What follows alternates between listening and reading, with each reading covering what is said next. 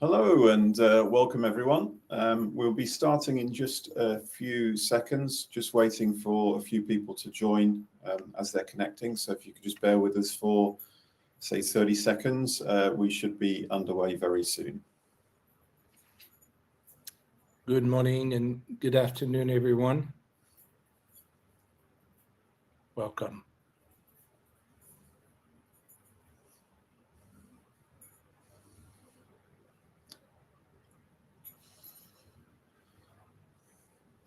Okay, I can see a steady flow of people still joining, so we'll just give it a few more seconds.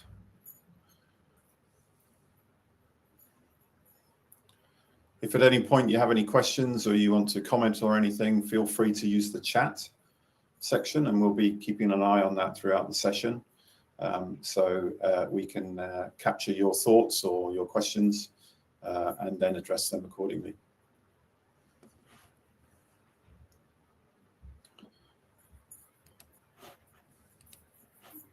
Okay, I think we've reached a critical mass.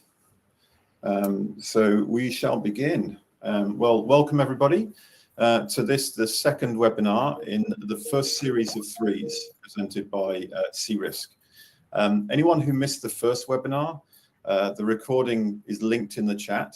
And although this webinar and all subsequent webinars, they're self-contained, so there's no prerequisite for you to view the previous one, but it may be useful in giving you some background in terms of what we're talking about. So first, let's do some introductions. My name is Neil McGowan. I'm the Business Development Director for C-Risk, based in the UK and Northern Europe. And I'm joined by our co-founder and board member of the Fair Institute Europe, Christoph. Hello, Christoph. Hello. Okay, so today, we promise there will be no sales pitch. We'll try our best, but there'll be no sales pitch. Instead, we're going to focus on the issue we uncovered in webinar 1. We're going to walk you through the architecture to build a data-driven risk management program. And specifically, we're going to uncover the 10 key data factors and how to wire them together into a coherent data chain. Throughout the session, as I say, please feel free to ask questions via the chat and we'll address them as soon as we can, either during the session or at the end when we have a Q&A session. So, okay. Right, well, before we start, let's do a quick recap of what we did in episode 1 of this series. As with today, we began with making a big, bold claim. And that claim was, most cyber risk programs are defensible against an auditor and useless to a board. It's pretty controversial, but that's how we like to be. So what we'd like to do is very quickly, even if you didn't join the previous session, if you look at that statement, we're going to put up a poll and we'd just like you to rate how you feel about that statement. Do you strongly agree with it, somewhat disagree, strongly disagree, or somewhat agree? If you could just do that poll, it would be interesting to see what your responses are.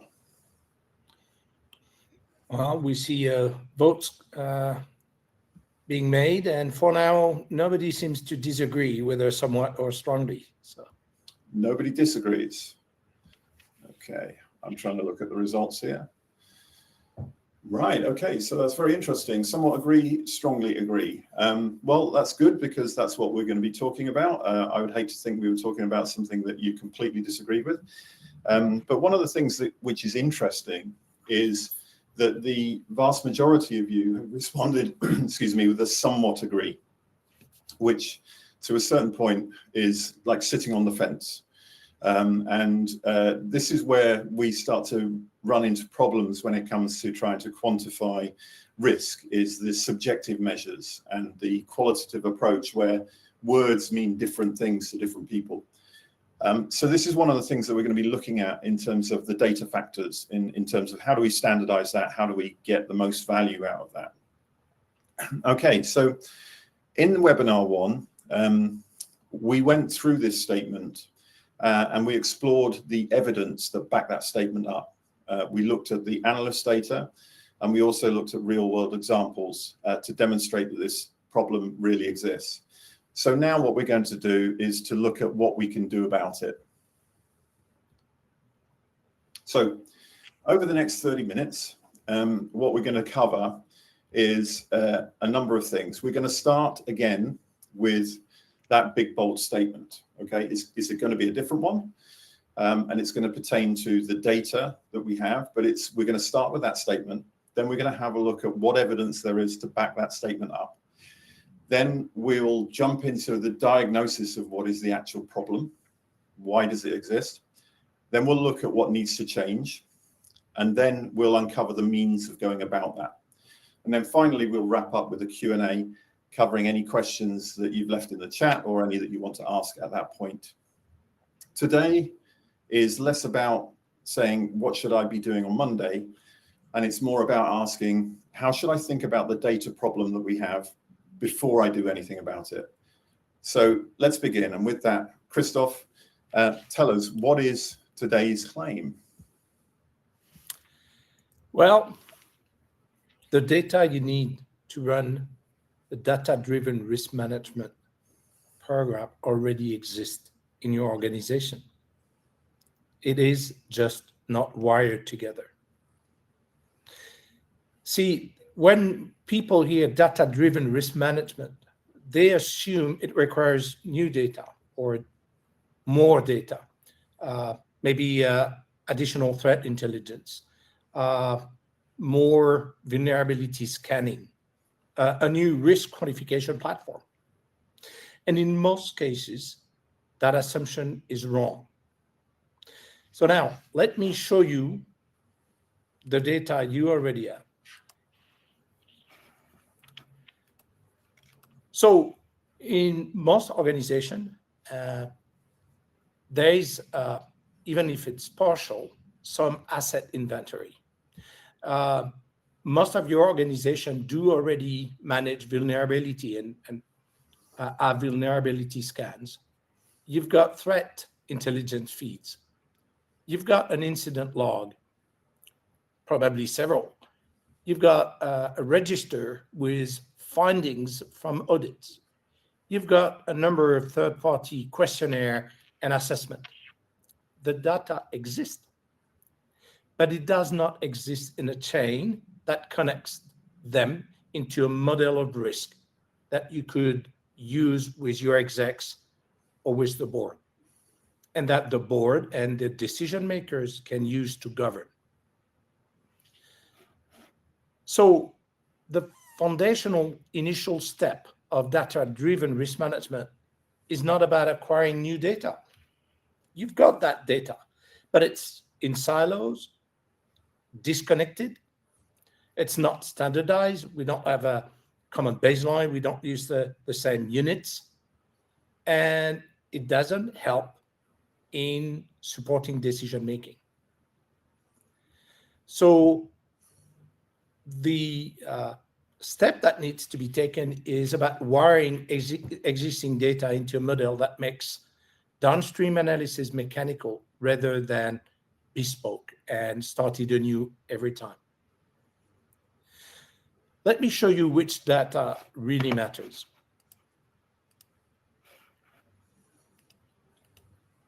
So you've got the 10, what we call the 10 data factors.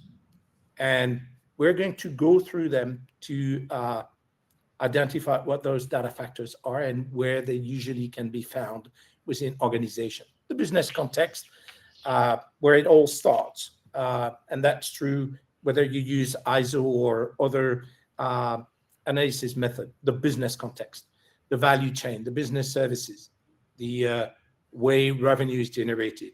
This is usually within finance or enterprise architecture.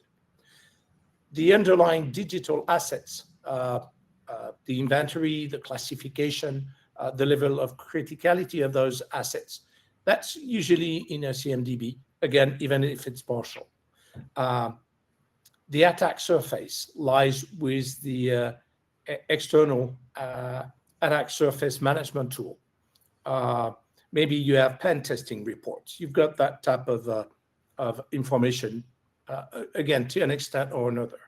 CTI, You have sector, actor landscape, observe kill chains, which are most often used in a given type of scenario, credential exposure, so on and so forth. Control capability. What controls are in place, what they're designed to do. And this is usually in a GRC tool or can be related to some control framework you have in place in your organization. Control performance, and we'll come back to that because this is probably one of the hardest to find, but that's operational metrics, which, if tracked, can be critical in understanding and managing your risk. Findings, you've got tons of audit findings, pen test findings, assessment gaps. That's usually in a register that audit will manage. Vulnerabilities, CVEs, exploitability, patch status. That's usually in a dedicated management tool, vulnerability management tool. Incident history, near misses, the time it took at each time to respond. That's usually the ticketing system from the SOC team.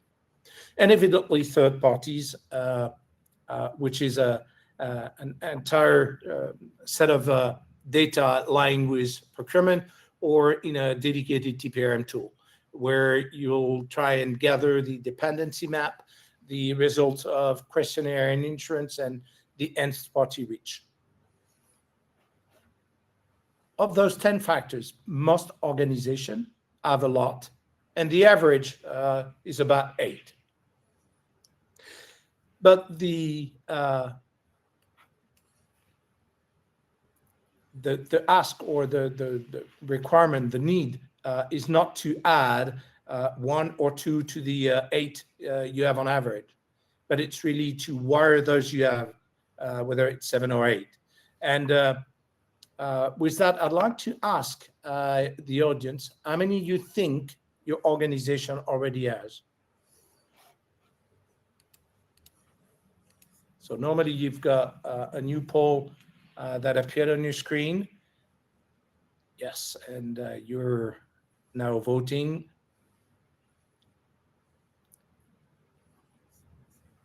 And very few have 4 or less.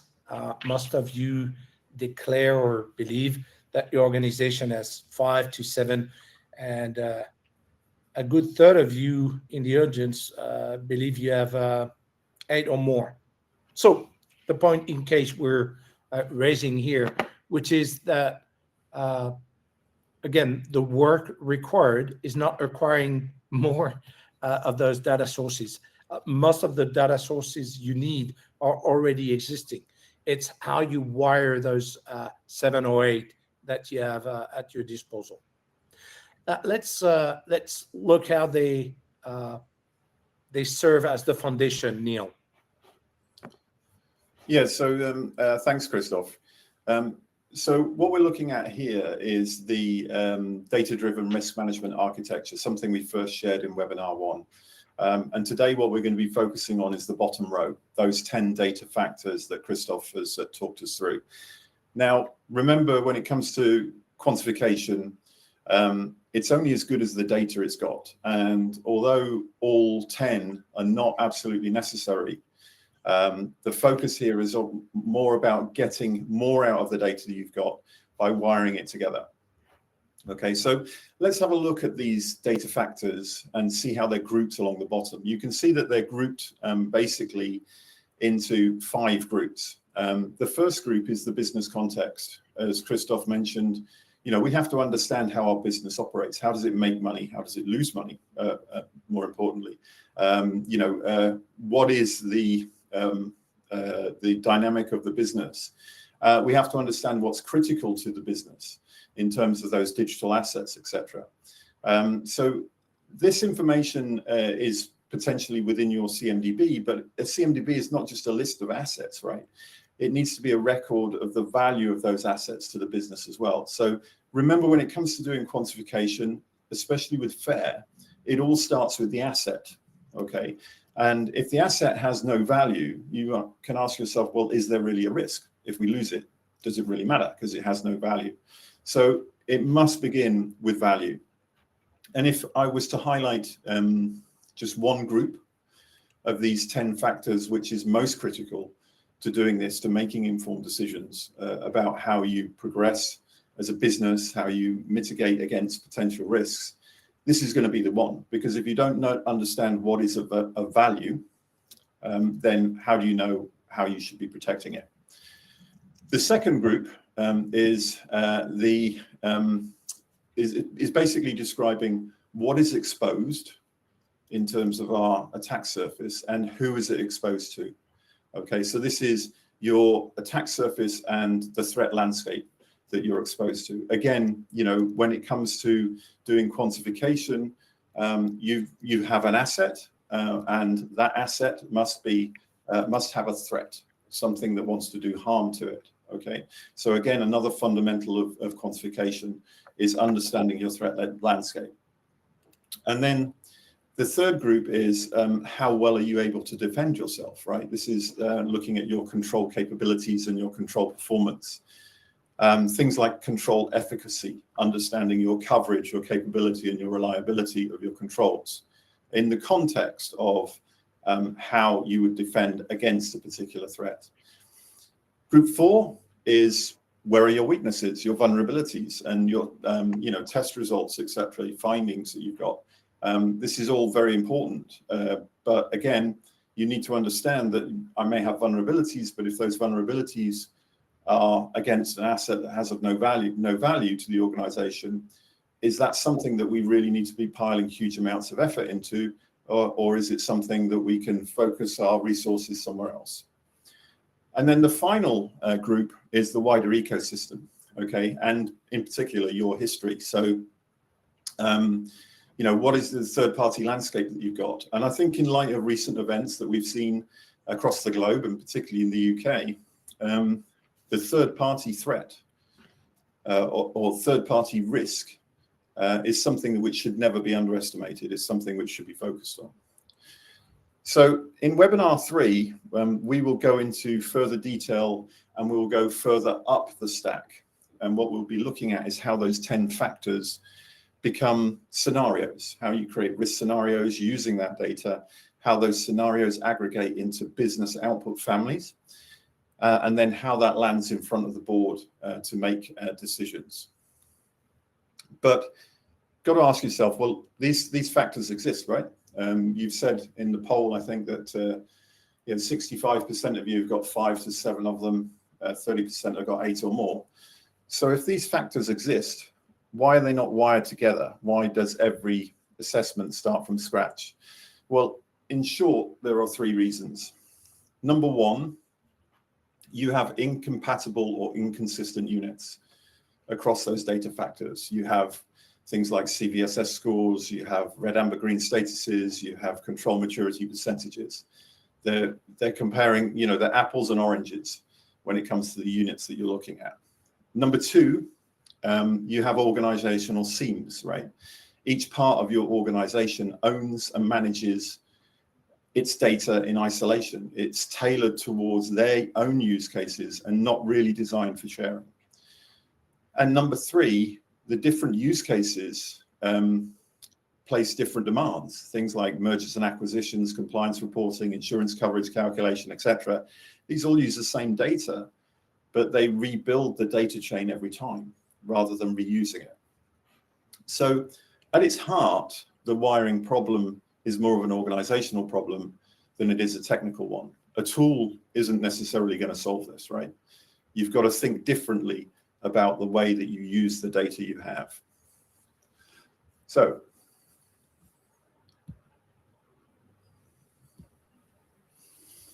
here's a recent example. This is an example that we actually highlighted in webinar 1, along with several others, but this is in more detail. And this is an example of that specific problem. This incident that happened last year with Jaguar Land Rover, it wasn't through a lack of data, right? It wasn't through the fact that they weren't compliant, right? Much of their data was used for compliance reporting. It was also used for operational activity. But leveraging the data into a chain to actually understand the real business risk was never really done. And as a result, the impact was huge. I mean, you look at the numbers here, that's a total economic impact estimated, but it's based upon the knock-on effect with the 5,000 supply chain organizations that were hit, etc. But with such a huge impact, if the scale of this had been known through leveraging that data, who knows what decisions would have been made to both reduce the likelihood of something like this happening to Jaguar Land Rover, and also the magnitude of the event should it occur. So, Christoph, if you would like to tell us exactly what we need to do to make it change. Well, what changes when data is modeled once and reused everywhere? Well, as you can see, the before and after, the data gathered versus model. The before state is probably where most of your organization live in. A risk assessment begins with a workshop, a spreadsheet, a chain of email. Each assessment rebuilds the data set from scratch or almost from scratch. As opposed to the after state, where a persistent data model, the kind of what we've seen with that architecture slide that Neil commented a minute ago. You've got the same sources, the same organization, but now they're connected, and they're connected once and for all. If you look at the second pair of before-after, stale versus continuous, the before state produces a snapshot that decays, that is obsolete the next day. The risk assessment is finished Thursday, but it's obsolete by the next patch cycle. Whereas the after state refreshes as the sources refresh. The board report this quarter uses the same model as last quarter, which means quarter-over-quarter trends are now meaningful. So the difference between a risk register and a risk model is that a risk model continues to be true as the environment changes. A risk register was true on the day it was filled in or written. 50-tab spreadsheet refreshed annually versus a live model fitting every decision. This is what we propose to upgrade to. So now, what does it take to build that model? And there's essentially 3 architectural decisions to be made. And they need to be made so that you will decide, you will make the chain scalable. The first and probably the most difficult one is the authoritative source for a given data factor. Sounds obvious, right? Well, turns out it's not obvious in practice in most organizations. In large organizations, take the asset inventories, for instance. You have several of them. One is in IT, one with IT security, maybe, one in finance. But you need to decide which one is going to be the authoritative source. You choose one as a political decision. It's not a technical one. This is definitely the slowest phase in building a DDRM program that's going to be successful, because it requires naming who owns what data source. But this is what will make a model defensible. Decision 2, what refresh frequency you need to expect depending on the data factor you're looking at. Those factors do move at different speed. Vulnerability data changes per hour. Control performance changes maybe monthly or quarterly, rather. Business context changes when there is a reorg or an acquisition. that is significantly changing the way you conduct your business. Aligning the refresh cadence to the rate of change matters. You'd lose tons of effort refreshing business context on a monthly basis. Whereas if you only refresh vulnerability per quarter, that's dangerous. Now, last but not least, in the domain of making things scalable, the way you're going to integrate those data sources. You should, as a principle, decide that no analyst should have to ask a human for the data they need when an assessment starts. You need to use API wherever that's possible. And when it's not, schedule expert on a regular basis. Manual refresh with a named owner should be your last resort. And named owner means it needs to be someone specific, a person, not a function. So architecture first, tools second. This is the single most sentence probably in this webinar. Most DDRM programs fail because they pick a tool before they've made those architectural decisions. And then the tool shapes the architecture, which is not what you'd want. Now, let's look at this through one example, Neil. Sure, Christophe. Just before we go to the example, I see Damien's posted a question. We will come to that question, Damien. We're getting close to wrapping up the presentation, so we'll pick that up in just a minute or two. But yeah, so thanks for that, Christophe. So when it comes to looking at it from an example, what we see here is an example of how building a coherent data chain can actually have a real impact on a business. This is a large global retail customer of ours that embarked on a program to roll out data-driven risk management across both its global function and the individual business units that were part of the group. They were addressing the same challenges we discussed, multiple business units operating with no common language, starting assessments afresh every time, having to do a lot of rework and no reuse, etc. And they also had a growing demand for risk assessments and no scalable way to meet it. So by wiring their existing data, so taking a bottom-up approach, leveraging their existing data sources and wiring them together, they were able to create that reuse, significant reuse of data. They were able to create the standardization and the operational efficiency that enabled them to meet the needs of the business. Ultimately, they were reducing the time it took out to bring on a business unit with multiple scenarios for that business unit from months to weeks as a result of reusing that data. Okay, so with that,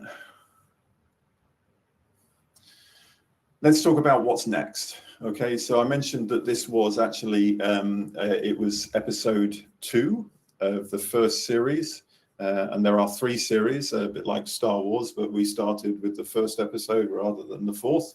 And episode 2 here, we've been covering the architecture and the data factors.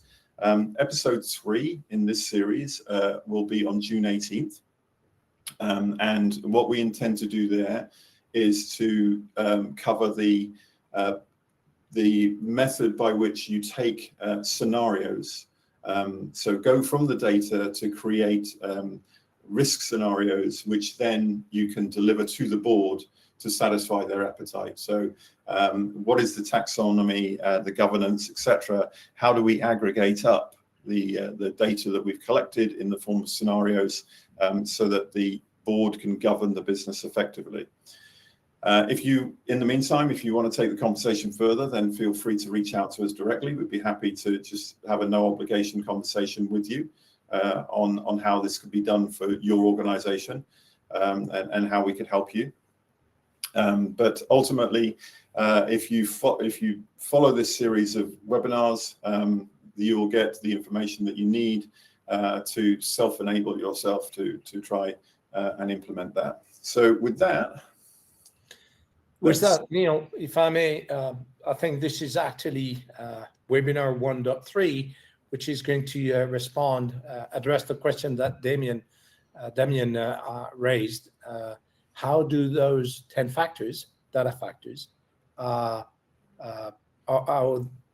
do they get wired, and how do they get used to create risk scenarios?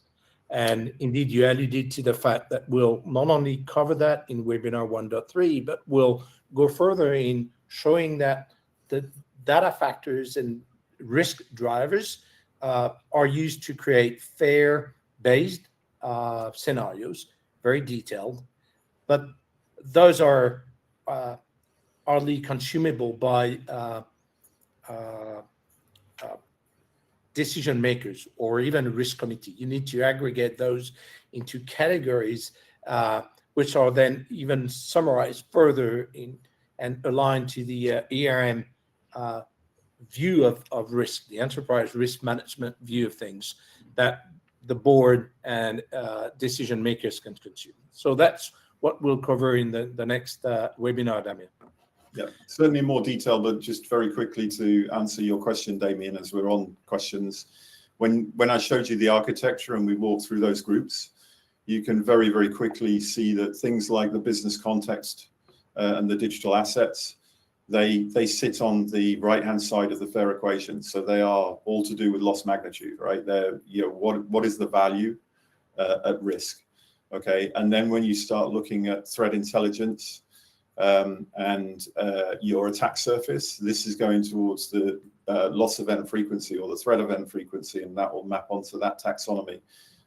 Your vulnerabilities, etc., they'll be mapping onto your susceptibility, right? And so on, and your control efficacy will be mapping onto your resistance strength. Okay, so all of those data sources will map onto that FAIR taxonomy, and we'll definitely go into that in more detail in 1.3. I see that we have a few more questions in the chat, I believe. I just need to say that I will register later if I want to click on the chat button. I hope everybody click register rather than register later. I need to see the questions.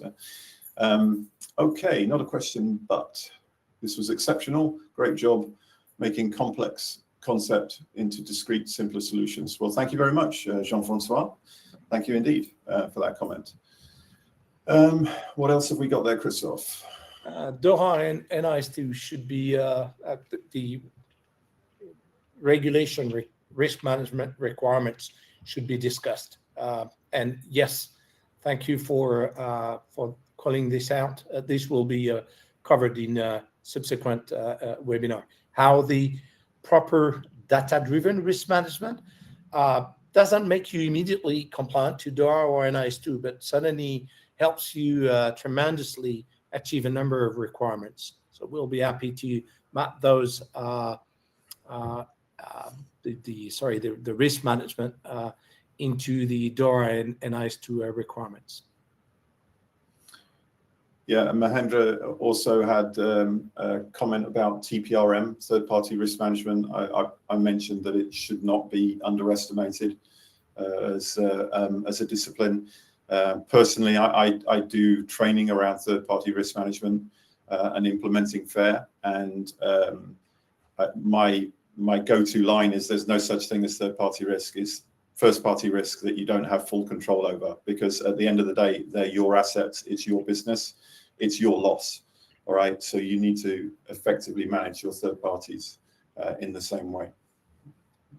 Absolutely, and this will be one of the specific use case in Series 2, which will cover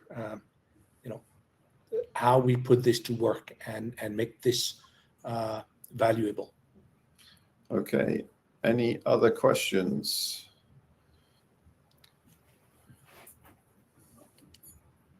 No, but we've had a few questions outside of this webinar when presenting to a prospect. One very common question that comes up, Neil, is how expensive is this wiring exercise?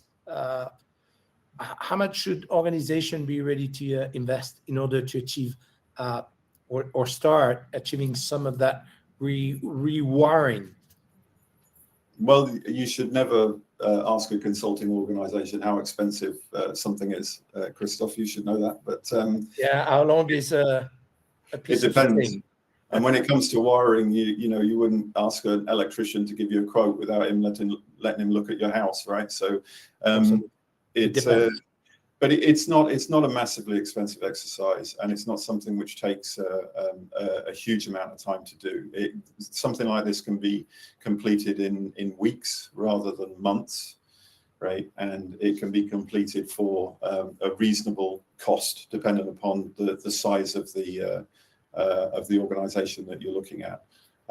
We're not talking about engaging the big five for 2 years in order to do this. We're talking about engaging organizations that know what they're doing to deliver a result in a timely fashion. Okay. Well, with that, thank you very much, Neil. Thank you for being so engaged. Thank you to the audience. And looking forward to our next webinars. See you next time, June 18th. June 18th. Oh, and if anybody's still on the line that's heavily interested in FAIR, we have the FAIR European Summit Thursday this week at the London Excel Centre. It's free admission, and it's an opportunity to go and mix and talk with your peers in the industry that are adopting FAIR principles. So we'll be there, and we'd love to see you there. Absolutely. Looking forward to that. Thank you, everyone. Bye-bye.